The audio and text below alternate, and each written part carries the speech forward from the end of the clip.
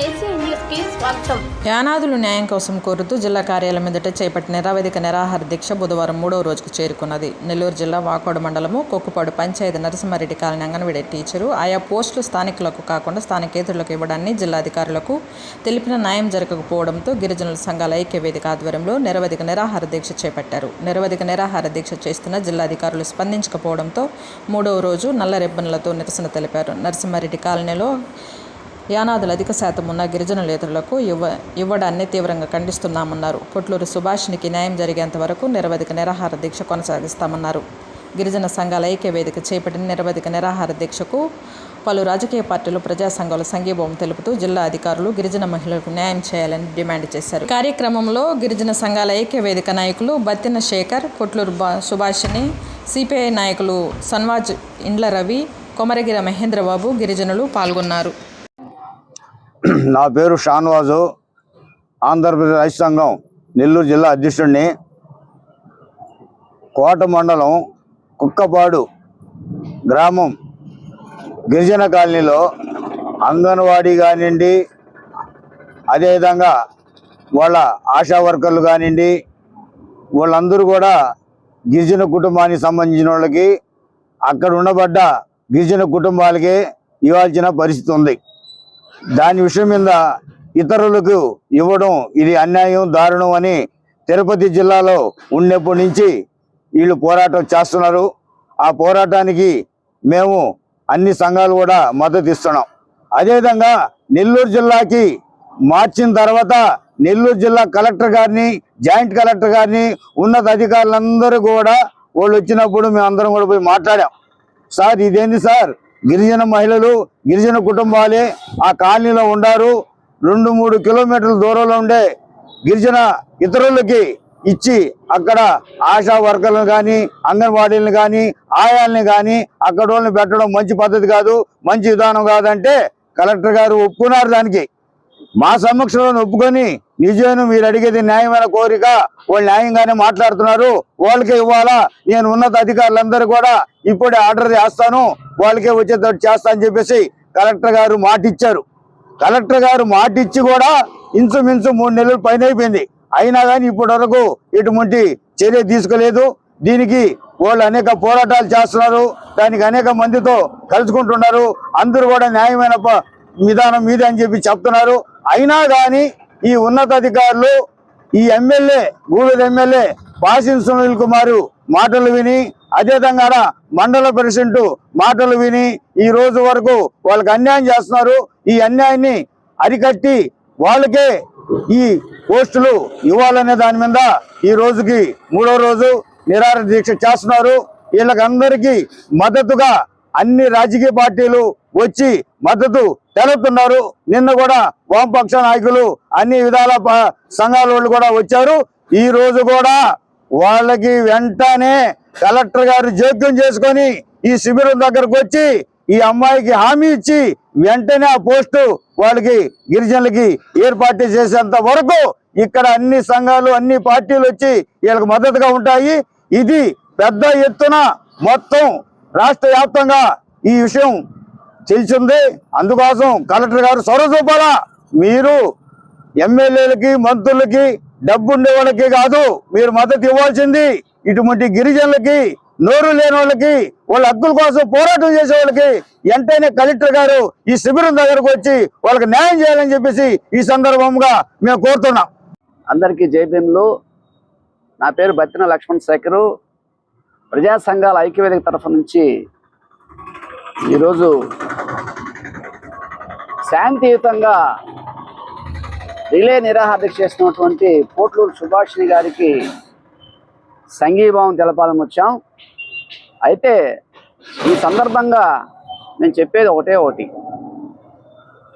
ఏదైతే కోట మండలం కొక్కుపాడు పంచాయతీ పలుగోటి నరసింహారెడ్డి గిరిజన కాలనీలో 139 మంది గిరిజన కుటుంబాలు ఉంటే అక్కడ గతంలో గిరిజన మహిళ అంగన్వాడీ టీచర్గా పనిచేస్తుంటే ఆమె చనిపోయిన తర్వాత ఎవరైతే అక్కడ ఆయాగా పనిచేస్తుందో ఆమెని ప్రమోట్ చేశారు.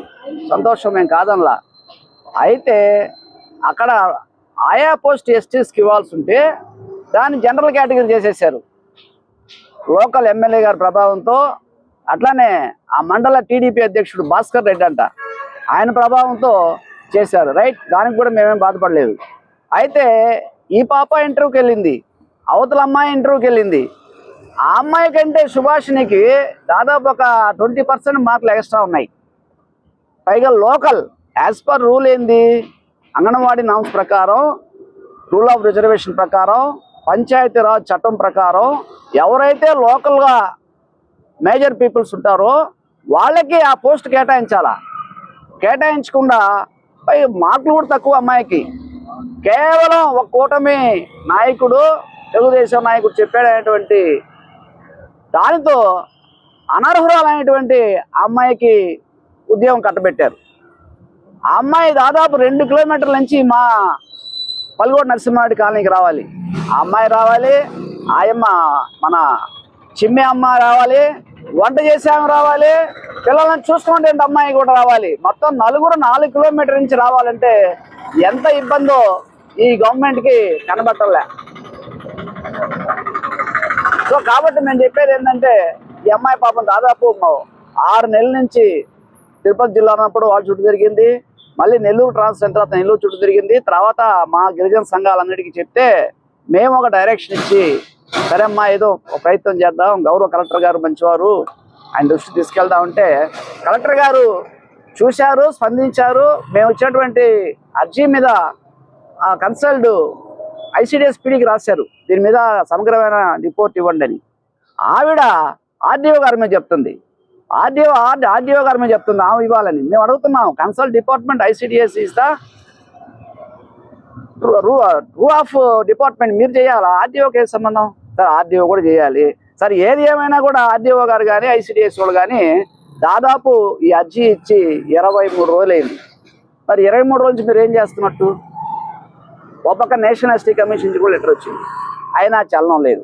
మేము అడుగుతున్నాం ఈ ప్రభుత్వాన్ని, ఇంత దాష్టికం జరుగుతుంటే, మండల హెడ్ క్వార్టర్లో ఇంత దాష్టికం జరుగుతుంటే ఈ కూటమి నాయకులకి కళ్ళు పోయినాయా? కళ్ళు ఉండి చూడలేని కబోదిల్లాగా ఉండారా, లేకుంటే దున్నపోతి మీద వర్ష కురిసినట్టుకున్నారా? మాకు అర్థం కావటంలే. ఎక్కడో మారుమూల ప్రాంతం అంటే సరే, హెడ్ క్వార్టర్లో ఆ విధంగా జరుగుతుంటే మీరు ఏం చేస్తున్నారు? ఆ పక్క ఏమో బాబు గారు, లోకేష్ గారు ఏమో ఆ గిరిజనుల పరిపాలన మాది, హరిజనుల పరిపాలన మాది, బీసీ పరిపాలన మాది, సంక్షేమం మాది అని చెప్తున్నారు. ఏది ఆచరణలో? ఏది ఆచరణలో సాధ్యపడుతున్నాయా?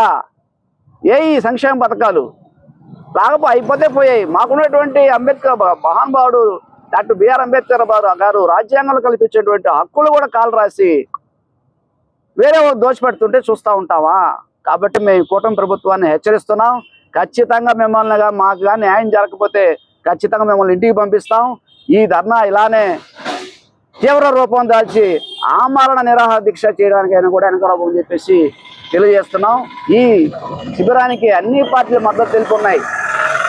ఈవెన్ కూటమి నాయకులు కూడా అనుకున్నారేమో మా వాళ్ళు లేరని, మీ వాళ్ళు కూడా ఉన్నారు. కానీ వస్తే మీ పరువు పోద్దని, మీకు సిగ్గుపోద్దని వాళ్ళు ఫోన్ల ద్వారా మాకు సంఘీభావం తెలుపుతున్నారు. కాబట్టి ఇకనైనా కూటమి నాయకులు పద్ధతిని మార్చుకోవాలి. మా రూల్ మేము అడుగుతున్నాం, మా హక్కు మేము అడుగుతున్నాం, మా హక్కు మాకు ఇవ్వండి. మేము ఇతరులు అడగడం లేదే. కాబట్టి పద్ధతి మార్చుకోవాలని చెప్పేసి ఈ ప్రభుత్వాన్ని హెచ్చరిస్తున్నాం. నా పేరు కోట్లూరు సుభాషిణి. మాది కోట మండలం కొక్కుపాడు పంచాయతీలోని పలగాటి నరసింహారెడ్డి గిరిజన కాలనీ మాది. అక్కడ 115 గిరిజన కుటుంబాలు ఉన్నాయి. ఆ గిరిజన కాలనీలో అంగన్వాడీ స్కూల్లో 2 ఉద్యోగాలను, టీచర్ కానీ మరియు ఆయా పోస్టులు కానీ 2 గిరిజనేతరులకు ఇచ్చేసి మాకు తీరని అన్యాయం చేశారు. ఈ అన్యాయంపై మేము పలుమార్లు మండల స్థాయి కాడి నుంచి జిల్లా స్థాయి వరకు అర్జీలు ఇచ్చాము. జిల్లా స్థాయి కాడి నుంచి మళ్ళీ రాష్ట్ర స్థాయి వరకు మేము పలుమార్లు అర్జీల ద్వారా మొరపెట్టుకున్నా మా మొర ఎవరు వినటంలే, మాకు ఎవరు స్పందించటంలే. ఇకనైనా మమ్మల్ని మా మొర విని మాకు న్యాయం చేస్తారని గౌరవ శ్రీ కలెక్టర్ గారిని మేము వేడుకుంటున్నాం.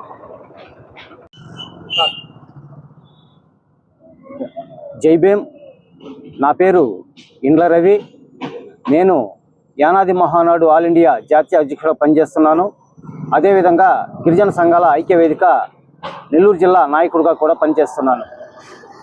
నెల్లూరు జిల్లా కోట మండలం కుక్కపాడు పంచాయతీ పలుగాటి నరసింహారెడ్డి గిరిజన కాలనీలో ఉన్నటువంటి అంగన్వాడీ కేంద్రంలో ఆయా పోస్టులకు గాను, టీచర్ పోస్టులకు గాను, స్వీపర్ పోస్టులకు గాను స్థానికంగా ఉన్నటువంటి ఆ యొక్క గిరిజన పాపులేషన్ ఎక్కువగా ఉన్నటువంటి ఆ కాలనీలో అర్హత కలిగినటువంటి గిరిజనులకు, స్థానికంగా ఉన్నటువంటి గిరిజనులకు అవకాశం ఇచ్చి ఆ యొక్క అంగన్వాడీ కేంద్రంలో ఆ యొక్క పోస్టులను నియమించాలని అన్నటువంటి నియమం ఉంది.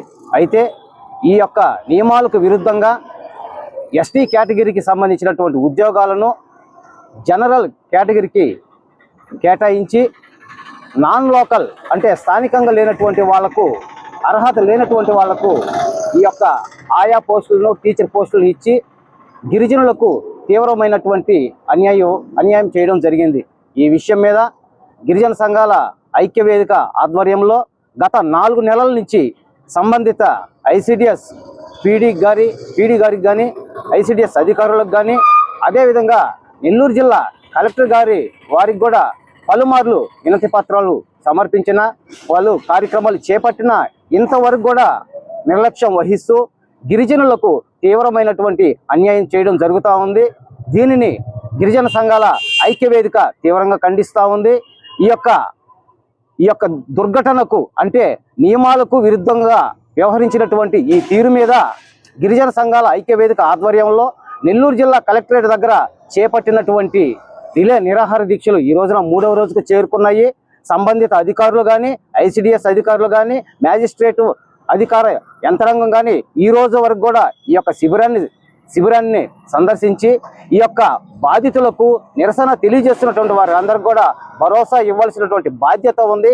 కానీ ఈ యొక్క అధికార యంత్రాంగం తీవ్రమైనటువంటి నిర్లక్ష్యానికి గురయ్యి ఈ యొక్క గిరిజనుల్ని గురి చేస్తూ ఉంది. దీనిని ఖచ్చితంగా గిరిజన సంఘాల ఐక్యవేదిక ఆధ్వర్యంలో ఖండిస్తున్నాము, నిరసిస్తున్నాము.